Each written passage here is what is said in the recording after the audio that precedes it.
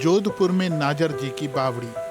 लगभग 300 साल पुरानी इस इमारत में आना और इस पानी को निहारना कैरोन रोंसले को बहुत अच्छा लगता है। 75 साल के कैरोन आयरलैंड से हैं, लेकिन कई साल से वो इस ऐतिहासिक शहर की पुरानी बावड़ियों में जान फूंक रहे हैं।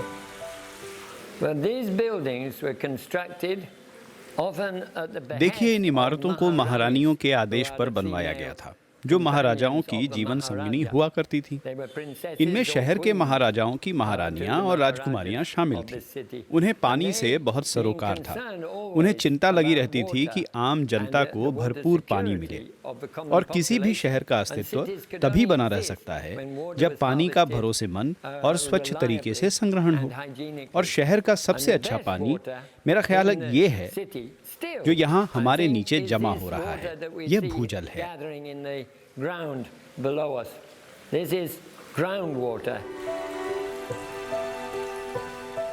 जोधपुर में ज्यादा बारिश नहीं होती, ऐसे में ये बावड़ियां पुराने जमाने में पानी का अहम स्रोत थीं। लेकिन जब शहर को हैंडपंप और दूसरे साधनों से पानी मिलने लगा, तो लोगों ने इन अहम विरासतों को भुला दिया। 2 साल पहले तक यहाँ सिर्फ कीचड़ और कबाड़ा था, जिसे कैरोन ने मिलकर साफ कराया। मैं यहाँ जो काम करता हूँ, अपने दिल की आवाज़ पर करता हूँ। मैं इनके लिए काम करता हूँ क्योंकि ये अनमोल विरासत हैं, बहुत ही अनमोल हैं। ये सिर्फ फैंसी इमारतें नहीं हैं जिन्हें त्याग दिया गया है। ये पानी का संग्रह करने वाला एक सिस्टम है जो बेशकीमती है। इससे पता चलता है कि प्राचीन राजस्थान का समाज कितना व्यवस्थित था। उन्होंने कैसे जल संसाधनों को बनाया। ये उनके अस्तित्व के लिए बहुत महत्वपूर्ण थे। ये इमारत पानी के मूल्य के लिहाज से एक मंदिर थी। इस पंप के जरिए पानी यहाँ से जल आपूर्ति विभाग के जल संग्रह में जाता है। हालांकि इसे पेयजल के तौर पर इस्तेमाल नहीं किया जाता। कैरोन को भारत से प्यार विरासत में मिला है। वो बताते हैं कि उनके दादा ब्रिटिश राज में भारतीय रेल में इंजीनियर थे। खुद कैरोन कई देशों में रह चुके हैं, लेकिन कुछ साल पहले जोधपुर आए तो यहीं के होकर रह गए। जोधपुर के ऐतिहासिक घंटा घर पर आना और यहाँ के स्थानीय लोगों से बात करना कैरोन को बहुत पसंद है। यहाँ रहते रहते उन्होंने कुछ हिंदी और मारवाड़ी बोलना भी सीख लिया है।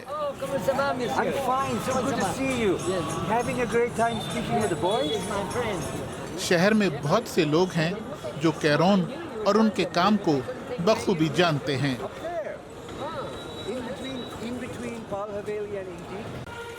जोधपुर की पुरानी बावड़ियों ने कैरोन को जिंदगी के इस पड़ाव पर एक नया मकसद दिया है।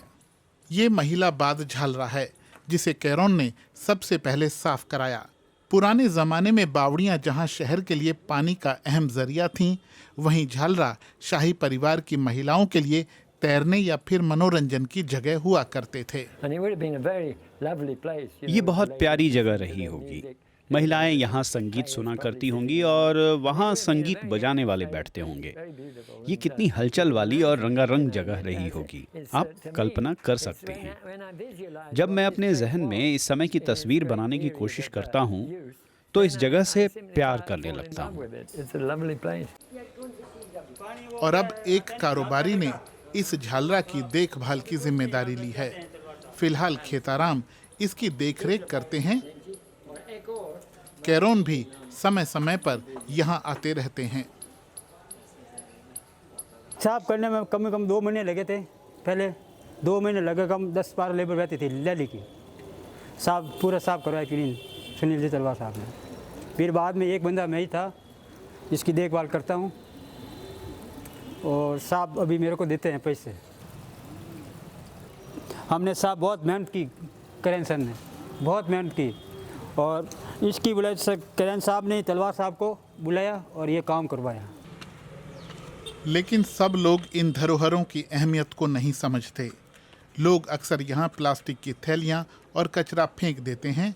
खेताराम कहते हैं कि समझाने के बावजूद लोग नहीं मानते। पुराने जोधपुर के बीचों बीच है गुलाब सागर झील। इसकी सफाई भी कैरोन की कामयाबियों में शामिल है। इस काम में प्रत्युष जोशी जैसे युवा वॉलेंटियर उनका साथ देते हैं। जोधपुर में छोटे बड़े 500 से ज्यादा ऐतिहासिक जल स्रोत हैं जो आज के दौर में भी उपयोगी हो सकते हैं, बशर्ते उनकी देखभाल की जाए।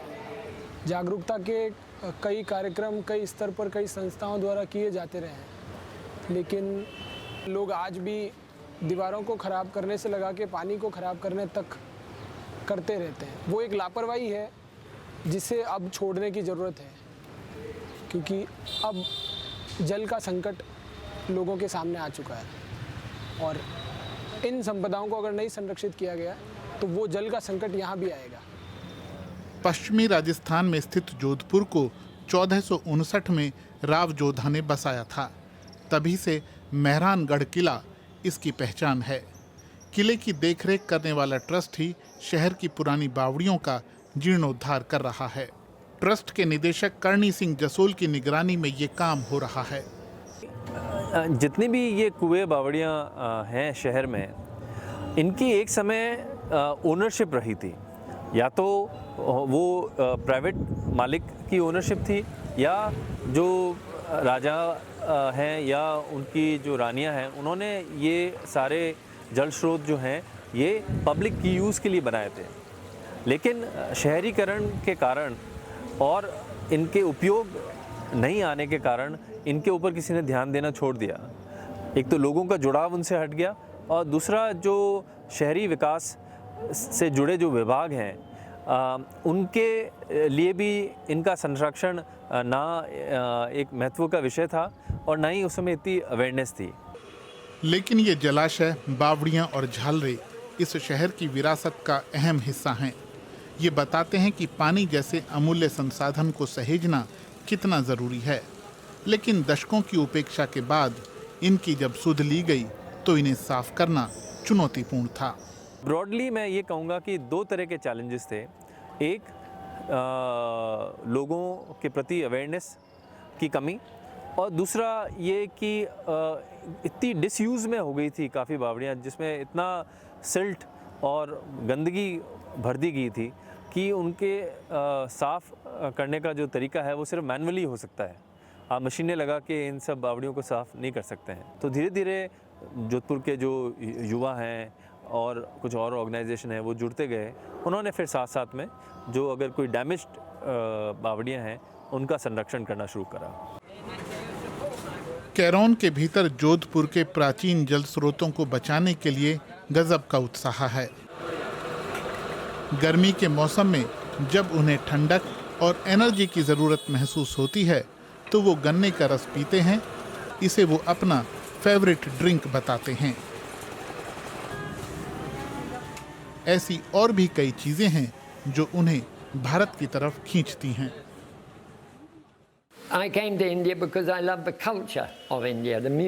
मैं भारत आया क्योंकि यहाँ की संस्कृति, यहाँ का संगीत मुझे बहुत पसंद है, खास तौर से कव्वाली, नुसरत फतेह अली खान। मुझे भारत की संगीत संस्कृति बहुत पसंद है, मुझे उससे बहुत लगाव है। फिर मैंने सोचा कि क्यों न भारत में रहा जाए, देखा जाए कि क्या दिक्कतें हैं। लोग यहाँ की गरीबी से डरते हैं, साफ सफाई की कमी से डरते हैं।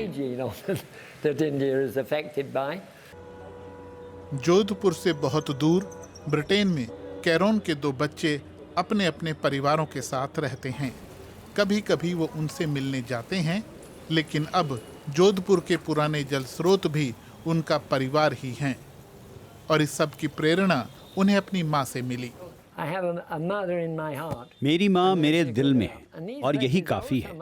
ये जगह भी मेरी माँ है। तो जहाँ भी मैं जाता हूँ अपनी धरती और अपने पूर्वजों के साथ एक रिश्ता महसूस करता हूँ। और मेरी माँ सबसे अच्छी पूर्वज थी जिसे मैं जानता था। तो ये भी मेरी माँ है जिनकी मैं देखभाल करता हूँ। जिस भी बावड़ी पर मैं काम करता हूँ वो मेरा परिवार है। कैरोन 75 साल की उम्र को पार कर चुके हैं, लेकिन इन बावड़ियों की देखभाल करने के लिए वो अभी 50 साल और जीना चाहते हैं।